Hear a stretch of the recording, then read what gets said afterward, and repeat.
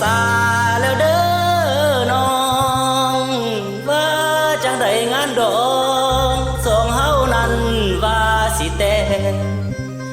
น้องสั่งมาปั่นแบนใจให้แฟนผู้นั้นปั่นให้แฟนผู้นี้บ่คือกี่ที่ผ่านมาคำสัญญาบอกว่าเจ้าฟ้ากราบแม่ธรณีน้องสั่งมาลืมไหลบ่ห่วงใยกันพ่อน้องตัวให้สายขายคอยตู่ทั้งหมูพร้อมเป็ดไก่เหลือสุแหว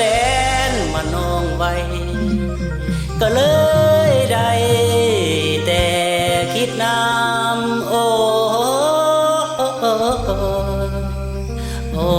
ยน้อแฟนอาย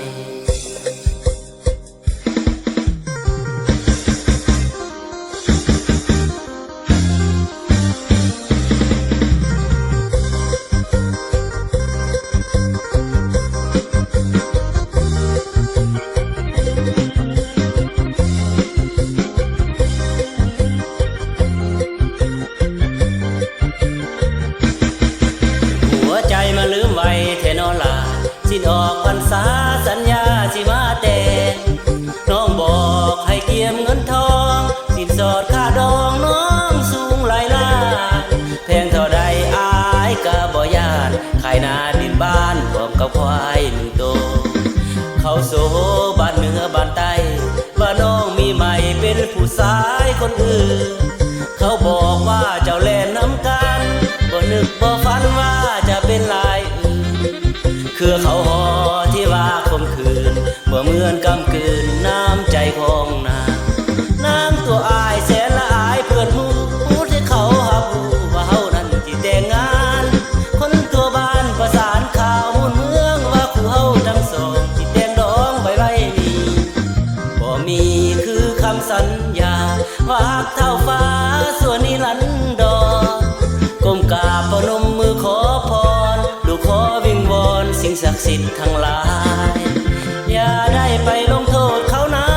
เรื่องที่ผ่านมาถือว่าเป็นกรรม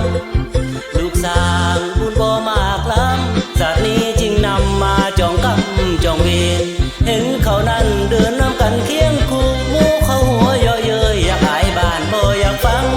เป็นพ่ออ้างบ่ได้แต่งงานดอกบ่อยากมองสาวใด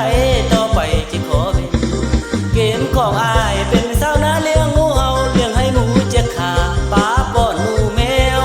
มีแต่แก้วสุราดื่มเอาใจวาสนาคันไทยเพิ่นบ่สมควายตูอยู่ๆก็มาแยกทางใจของนางบ่อีตนบ่อายสิไปบวชหรือผู้พ่อตายจากสีลูกผู้ชายห้องให้บ่เป็นเพนอย่างเดสั่งบ่เพมังหุ่นความหักเอาจริงบุญหรือบุญอายบ่มีบอกอายนี่ให้มาแต่งมาขอตัวขักน้อคนดีหากสิมีอันเว้นต้อง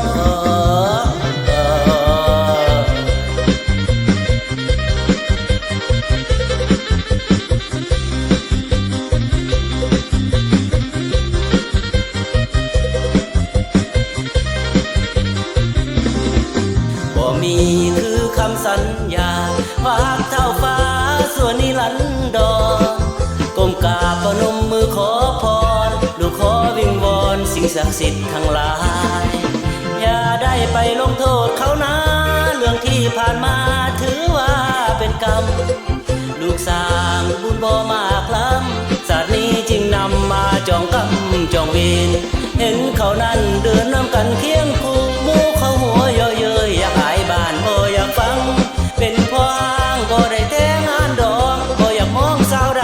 ต่อไปจิขอเป็นเกมของอายเป็นสาวนาเลี้ยงงูเห่าเลี้ยงให้หมูเจ็ดขาป้าป้อนหมูแมวมีแต่แก้วสุราดื่มเอาใจวาสนาคันไทยเพิ่นบ่สมควายตูอยู่ๆก็มาแยกทางใจของนางบ่อีตนบ่อายสิไปบวชหรือผู้พ่อตาย ศักดิ์ศรีลูกผู้ชายห้องให้บ่เป็นเว้นอย่างเดสัมมาเพมังมุน